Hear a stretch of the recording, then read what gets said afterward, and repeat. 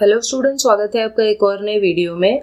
आज हम गिरीश कर्नाड के बहुत ही फेमस प्ले तुगलक की समरी और कैरेक्टर्स देख रहे हैं। तो ये जो प्ले है वो 1964 का प्ले है और ओरिजिनली ये कन्नड़ा लैंग्वेज में लिखा गया था।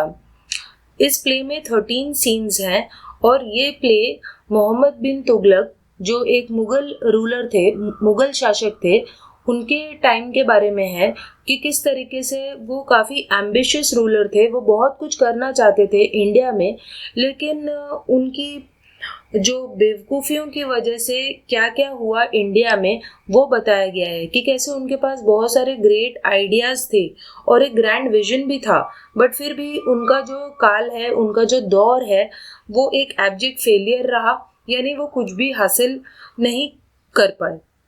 अब चले हम लोग मेन कैरेक्टर्स को समझते हैं कि इस प्ले में कौन कौन कैरेक्टर्स हैं।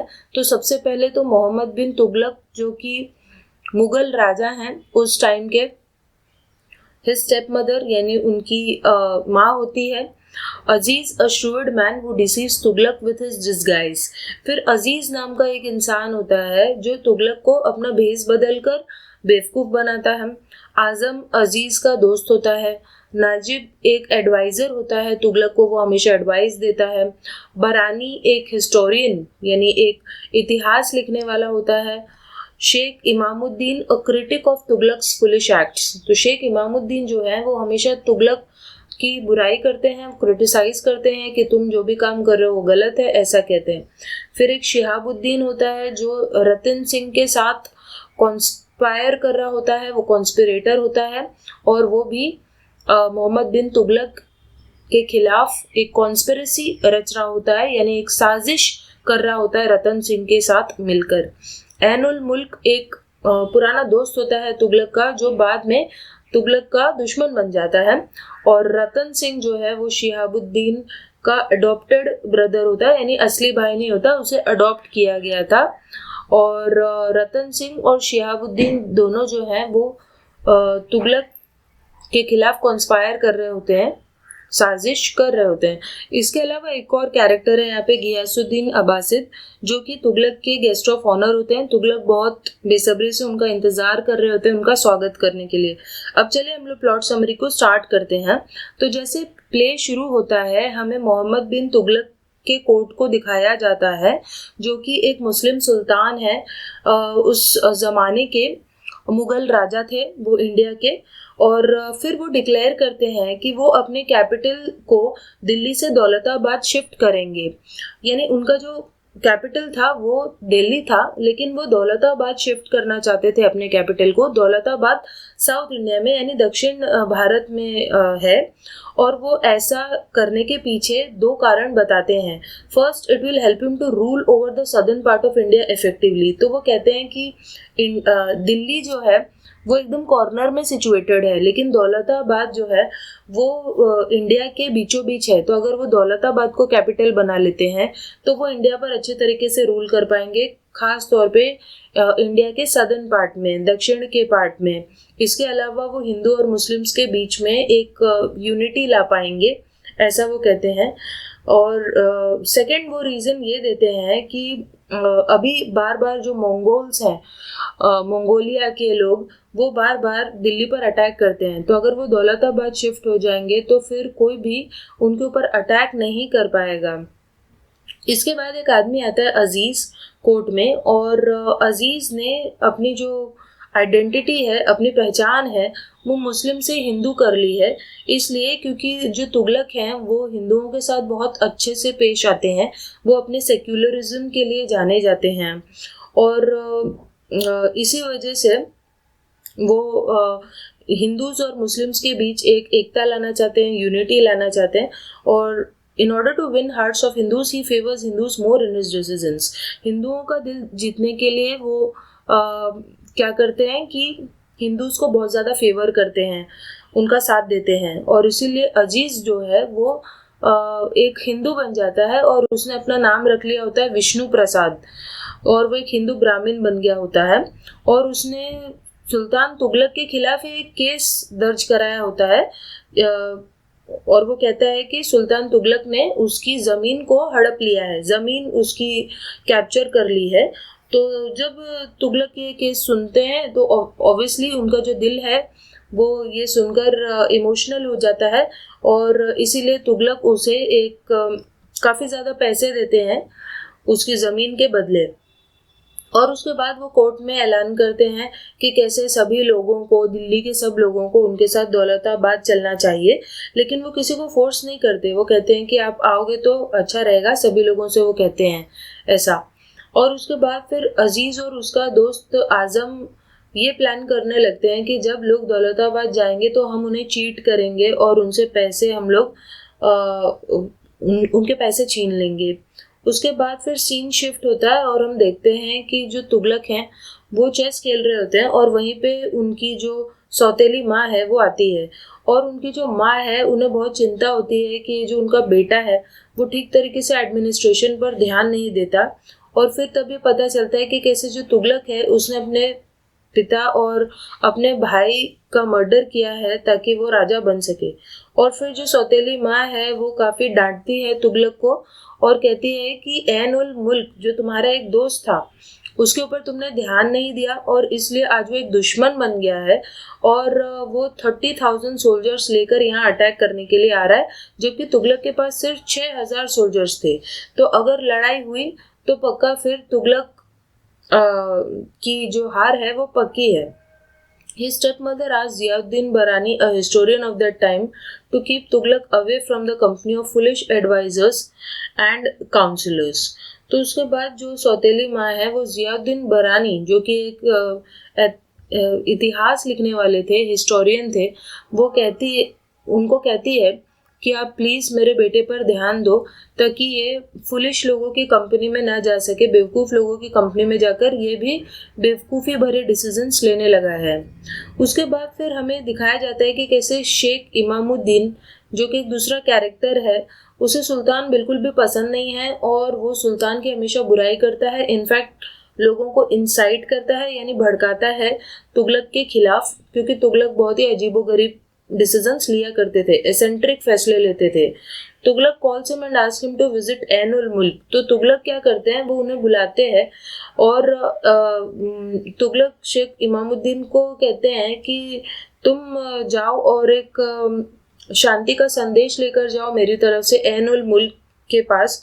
और वो शेख को कहते हैं कि तुम एकदम रॉयल कपड़े पहनकर जाओ और एक हाथी के ऊपर जाओ। तो जब शेख इमामुद्दीन एकदम अच्छे कपड़े पहनकर जाते हैं एक हाथी के ऊपर, तो उन्हें उनके दुश्मन को, यानी तुगलक के दुश्मन ऐन उल मुल्क को लगता है कि तुगलक आ रहे हैं, और तुगलक समझकर ऐन उल मुल्क शेख इमामुद्दीन को मार देता है। और इस तरीके से पता चलता है कि ये सब तुगलक की साजिश थी ताकि वो अपने एक दुश्मन शेख इमामुद्दीन को कम कर सके। और ये चीज़ रतन सिंह रिवील करता है, और रतन सिंह भी जो होता है वो प्लॉट कर रहा होता है तुगलक के खिलाफ, एक साजिश कर रहा होता है। तो इस तरीके से हमें तुगलक के डार्क साइड के बारे में पता चलता है। तो रतन सिंह, अमीर और सईद, ये सब लोग भी सुल्तान का मर्डर करने की साजिश कर रहे थे ताकि वो सुल्तान की फुलिश एक्ट्स को, यानी बेवकूफ़ी भरी चीज़ों को बंद करा सकें। और तब फिर वो आर्ग्यू करते हैं कि दौलताबाद सिटी जो है उसमें ज़्यादातर लोग जो हैं वो हिंदू हैं। They persuade Shihabuddin to join them. फिर वो एक और कैरेक्टर शिहाबुद्दीन को कन्विंस करते हैं कि तुम भी हमें ज्वाइन करो, लेकिन उसने अभी तक कोई प्लान, उसने अपना दिमाग नहीं बनाया होता कि वो ऐसा करे भी या नहीं। फिर वो लोग डिसाइड करते हैं कि जब तुगलक प्रेयर करने जाएगा तब वो लोग उसका मर्डर करेंगे। Later that plan is revealed और then all are caught and beget death sentence. बाद में फिर उनके प्लान के बारे में जब पता चल जाता है तो उनको पकड़कर तुगलक जो है वो सबको मौत की सजा सुना देते हैं। Tughlaq orders for the dead bodies to be hanged in public. और फिर वो ये ऑर्डर देता है तुगलक कि सभी की डेड बॉडीज को जाकर पब्लिक में हैंग कर दो, लटका दो, ताकि सभी लोग देखें और डरें।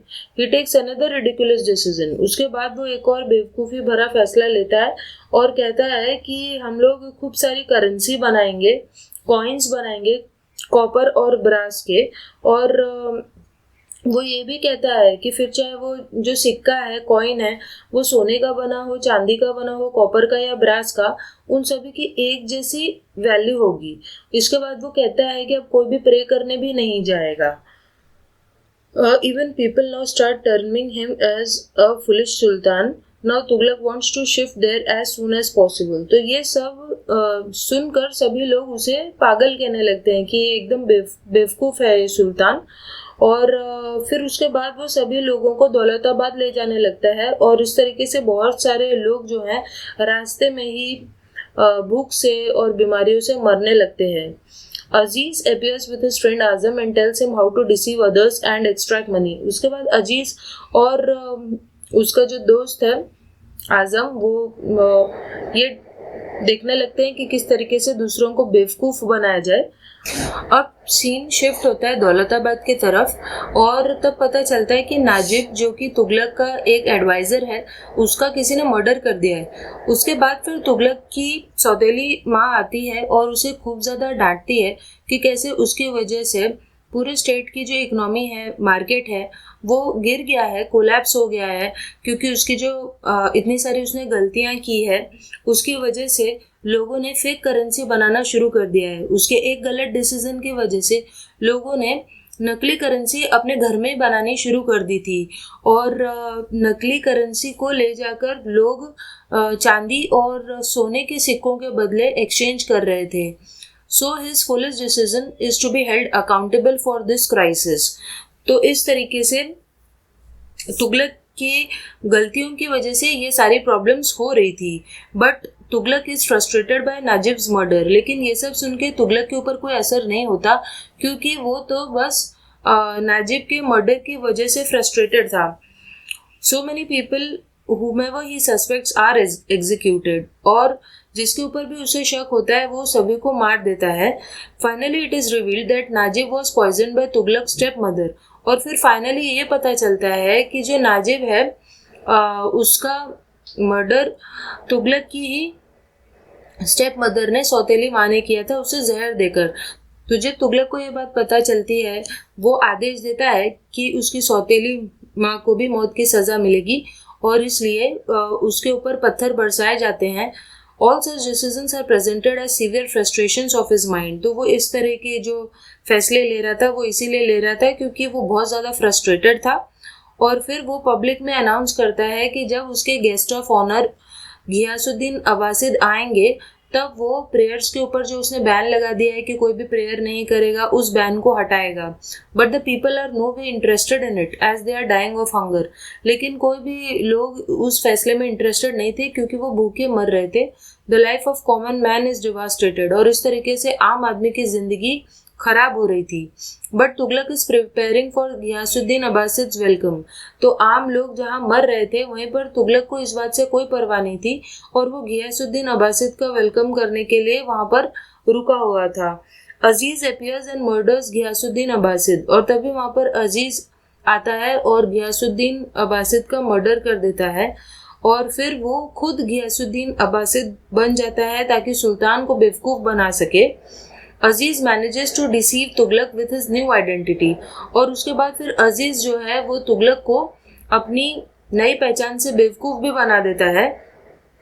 और उसके बाद फिर आज़म का मर्डर हो जाता है, और फिर अजीज़ जो है तुगलक को सब कुछ बता देता है कि उसने किस तरीके से कितनी बार तुगलक को चीट किया है।